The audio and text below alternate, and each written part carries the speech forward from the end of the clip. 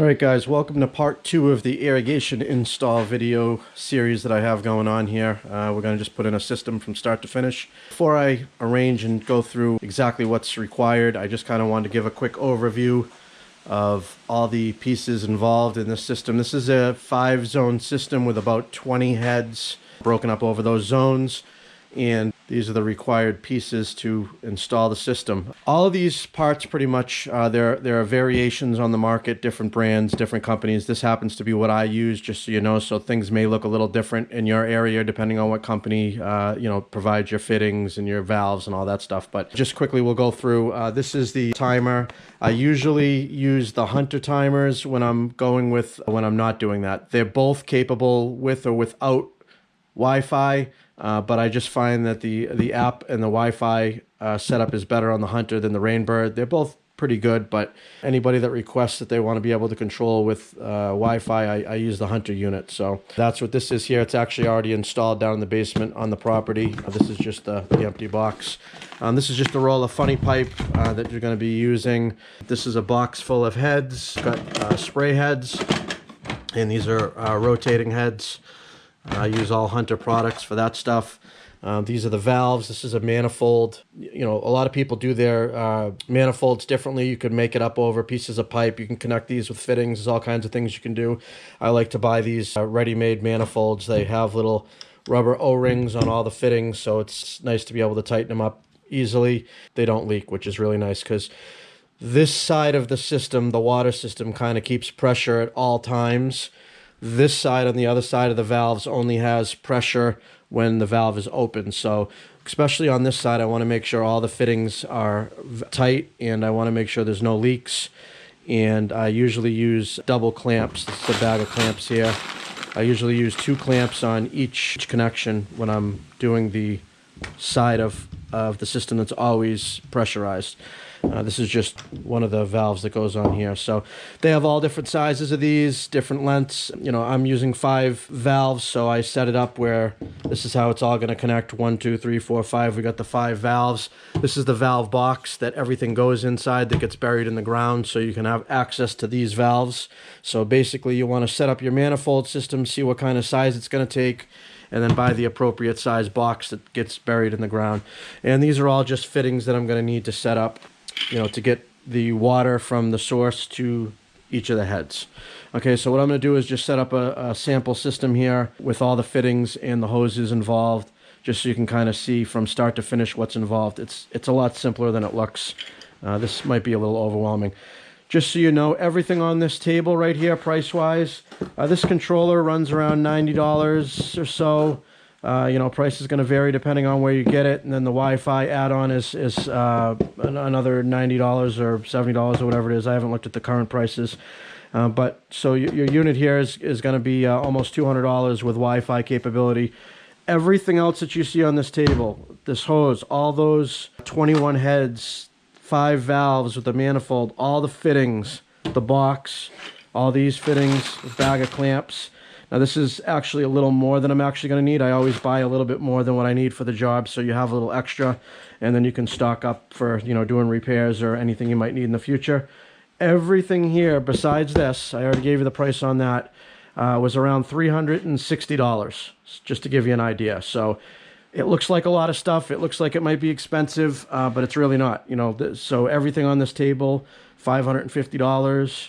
You know, you figure that's your cost of materials plus whatever pipe. That pipe is included in that price, but the 1-inch pipe is not. So, you know, depending on how much of that you got to run, that 600 feet that I ran in video number 1 was about $100, $110 for 600 feet. So it was like $50 or so a roll for 300 feet of the 1-inch poly pipe. You know, and then you've got, if you got to rent a pipe puller, you got to figure that into your cost as well, you know, when you're figuring the price of your system. And then there's the backflow preventer that needs to be done by a licensed electrician, which is already installed on mine, which is another cost. So these are all things to consider when you're pricing out irrigation system. So let me go ahead and put this together, and I'll show you what a basic system looks like. All right, so pardon the mess on the pool table here. This table is going to get some new felt soon, so we've kind of been using it as a utility table, and my cat's jumping up on here and everything. So Wasn't going to clean it off just for this, but it's better than being out in the field before we get out to the job and, you know, start digging and making a mess and where everything's kind of scattered everywhere. It's nice to kind of get a layout of how things work laid out on this table here. So this is a basic system with one zone and a couple of heads on it and how it would be laid out. Okay, so we start here. Okay, this is going to be where you're going to connect to your water source, which is coming from your backflow preventer that was installed in the house. Usually that's a 1 inch. I actually realized I grabbed the wrong fitting on this job.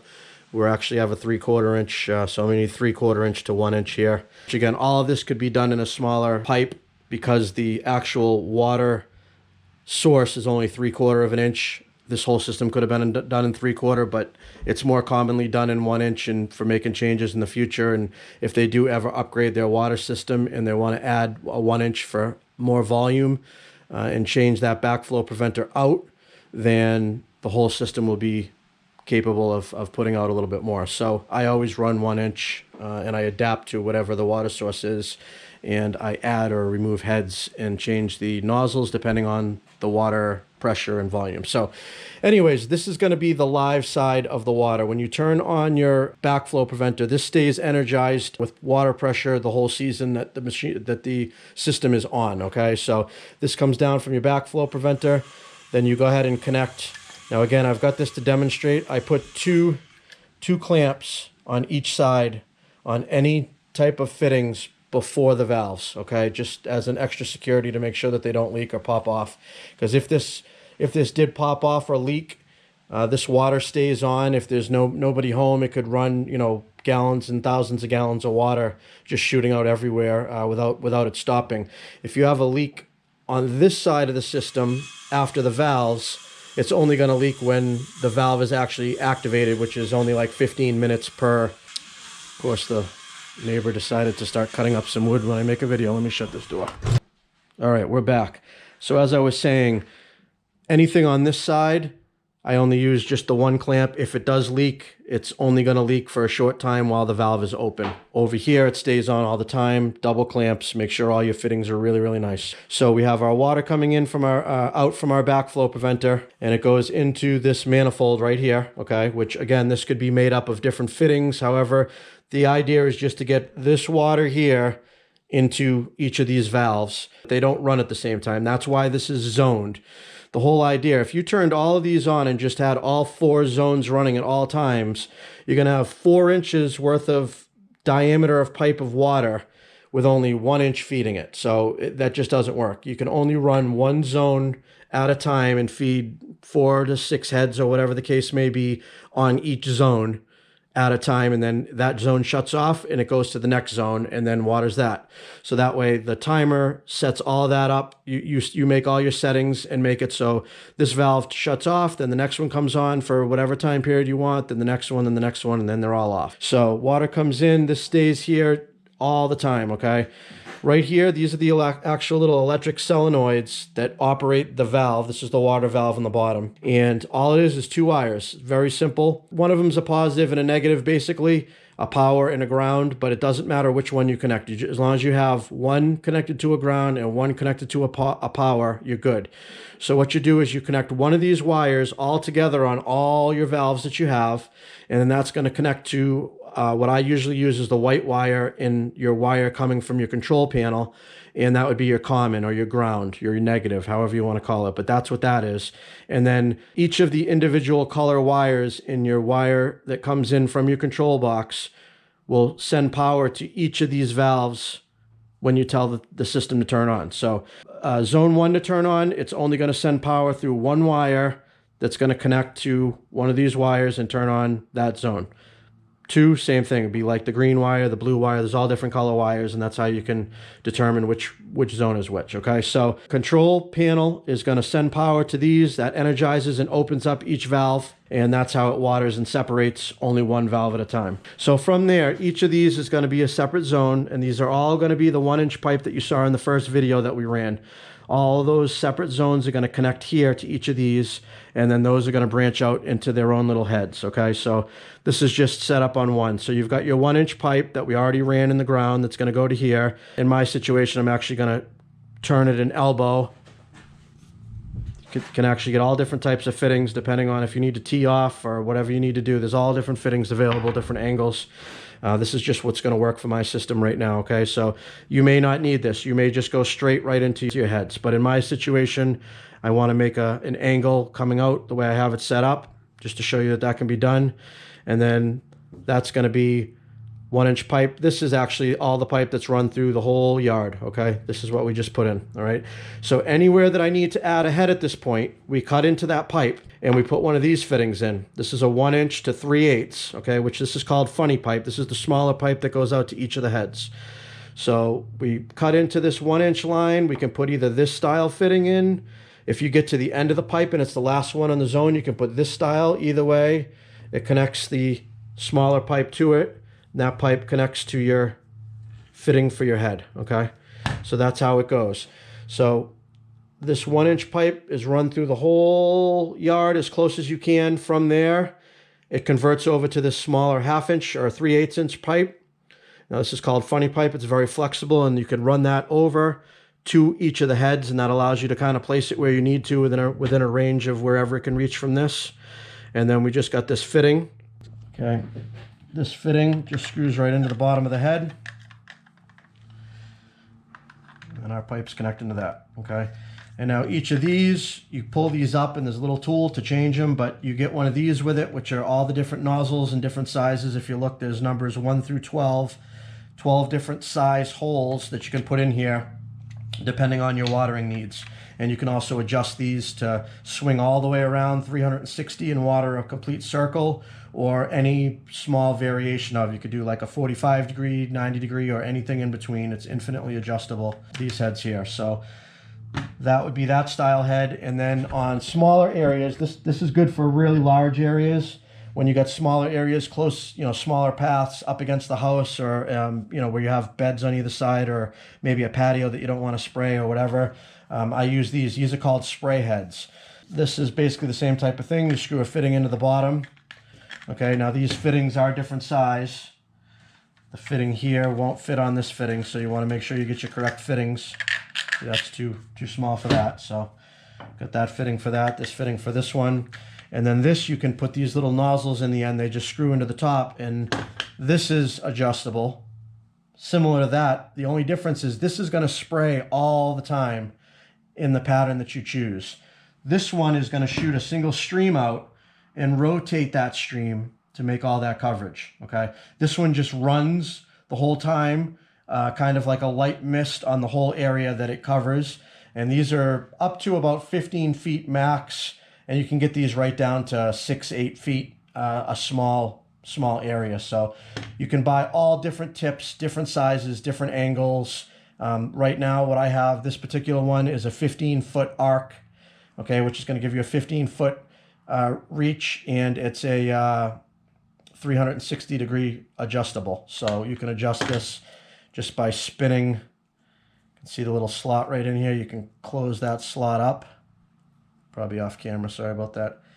That's the smallest you can make it, and then you can open it wide open so it sprays all the way around, okay?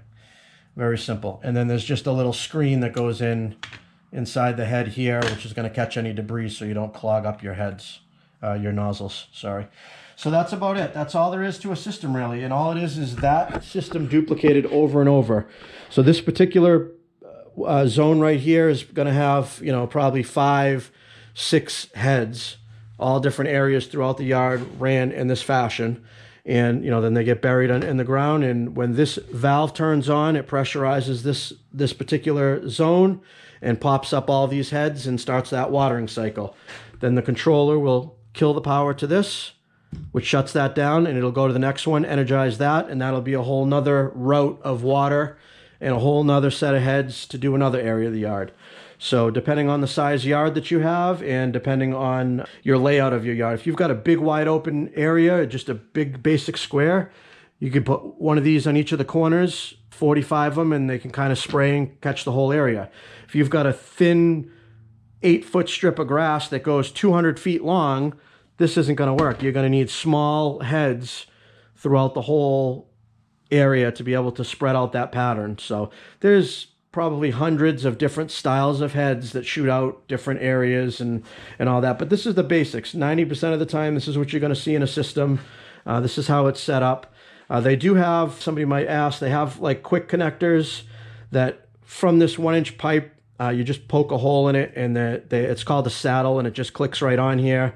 And there's a little bolt, you can tighten it down, and then that gives you either a screw-in fitting or a barb fitting to connect your pipe to.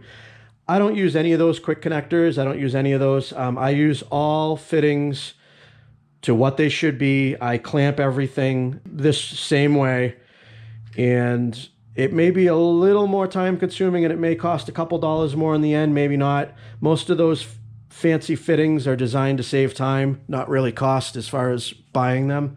But you know, time is money, so I don't do that many systems where it makes a difference. So I like to use all the specific fittings for exactly what I need, and just kind of have a stock of fittings on hand as I'm making the system. So when I go out shopping for a new system, I buy more than I need. Like I said, for everything that I need, I buy a few extra of everything and stockpile it, and just I have it for future use. Okay, these are 2 tools that you might not have in your toolbox that you're going to want if you're doing irrigation.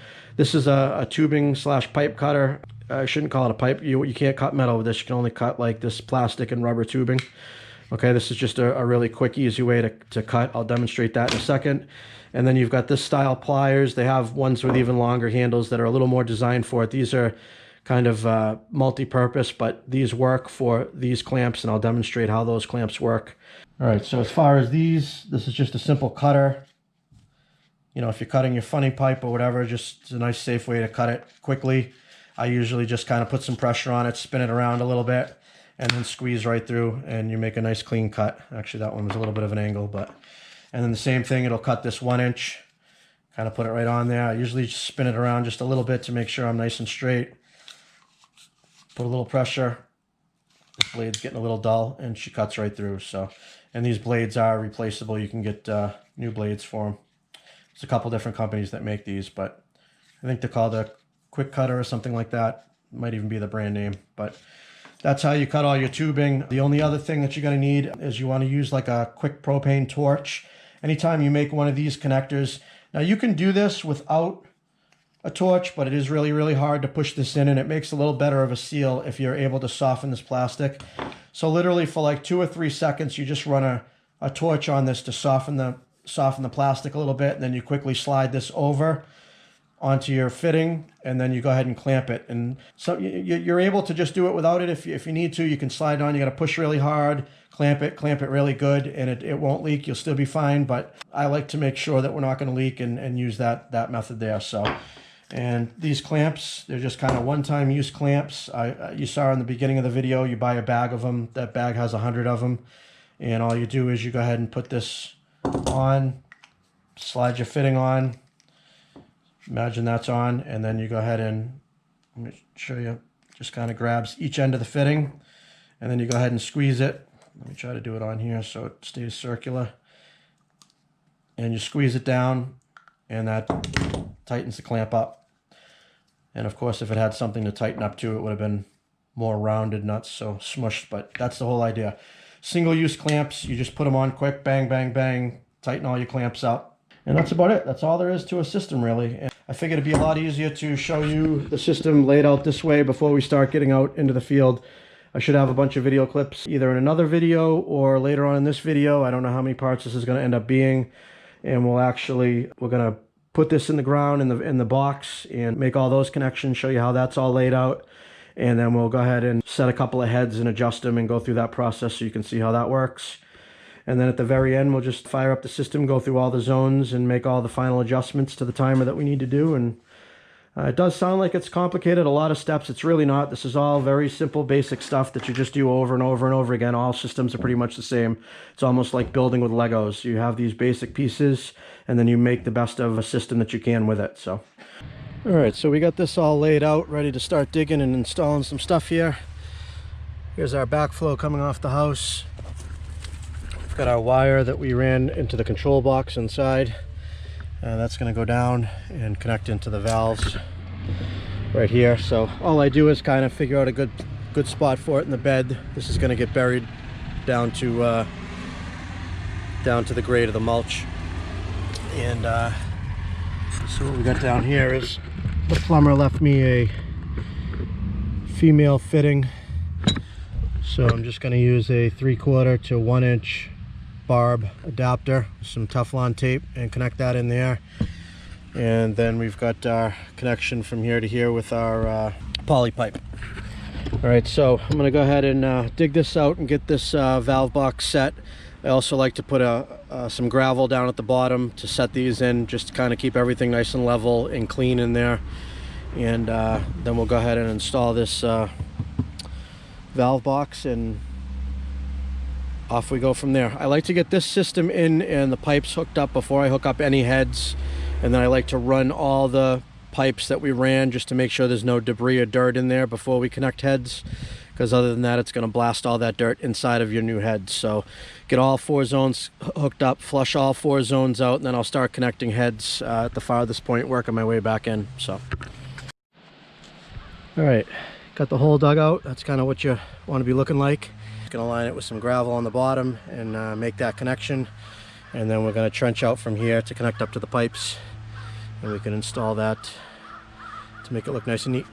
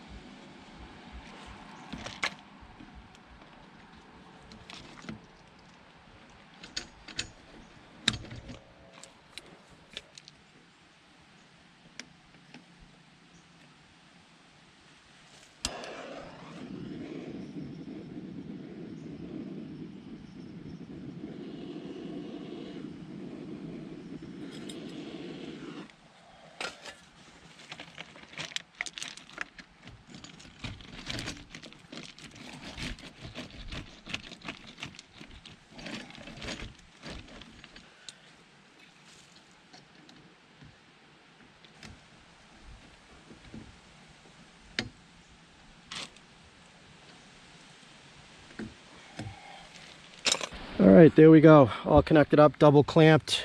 Pipe is pushed on the connection as much as you can get it. We've got Teflon tape, so this is the system of water that's going to stay on all the time. All of these are nice and tight. We've got O-rings, we've got Teflon tape right here, Teflon tape on this thread, double clamped, so we want to make sure we have no leaks on that section.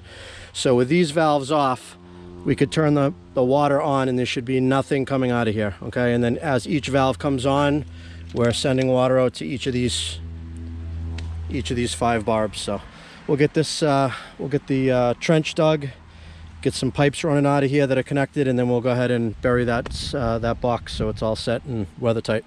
All right, we got all the connections made in the valve box. As you can see here, just ran a 90-degree elbow over there for that 5th zone. These 4 just straight shots coming right out. All right, and there's our valve box. Just got to make the connections. This is the wire from the controller right here. Just need to make some connections there and everything's all set, but I'll do that at another time. Go ahead and put our cover on.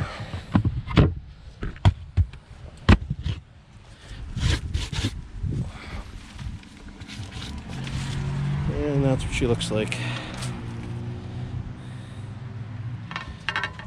Just want to make this nice and level and as straight off the house as possible, just so it looks good.